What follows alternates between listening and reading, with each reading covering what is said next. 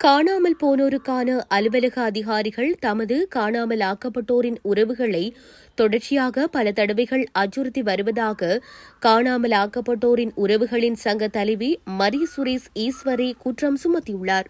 முல்லைத்தீவு ஊடக அமையத்தில் நேற்றைய தினம் இடம்பெற்ற ஊடக சந்திப்பின் போதே அவர் இதனை தெரிவித்தார். இது தொடர்பில் மேலும் கருத்து தெரிவித்த அவர், கொக்கு தொடுவாய் மனித புதைகுழிக்கு நீதி கோரி எதிர்வரும் 20ஆம் தேதி மாபெரும் போராட்டம் ஒன்றை முன்னெடுக்க உள்ளோம். காணாமல் போனோருக்கான அலுவலக அதிகாரிகள் தமது பெற்றோர் உறுப்பினர்களை பல தடவைகள் அச்சுறுத்தியதாக குற்றம் சாட்டப்பட்டதோடு, கொக்கு தொடுவாய் மனித புதைகுழி விடயத்திலும் OMP அலுவலகத்தினர் செயற்பட்ட விதம் தமக்கு எதிரானதாகவே அமைந்திருந்தது.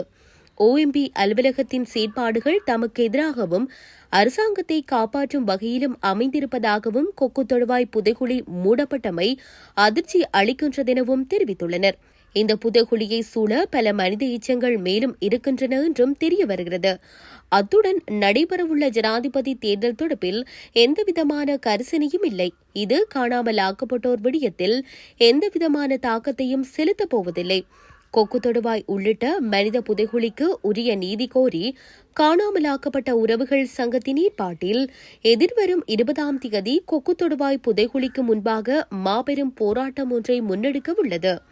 குறித்த போராட்டத்திற்கு மத தலைவர்கள், அரசியல் பிரமுகர்கள், பல்கலைக்கழக மாணவர்கள், வர்த்தக சங்கத்தினர், சிவில் சமூக செயற்பாட்டாளர்கள், பொதுமக்கள் என அனைத்து தரப்பினரும் ஆதரவு வழங்க வேண்டும் என குறிப்பிட்டுள்ளனர்.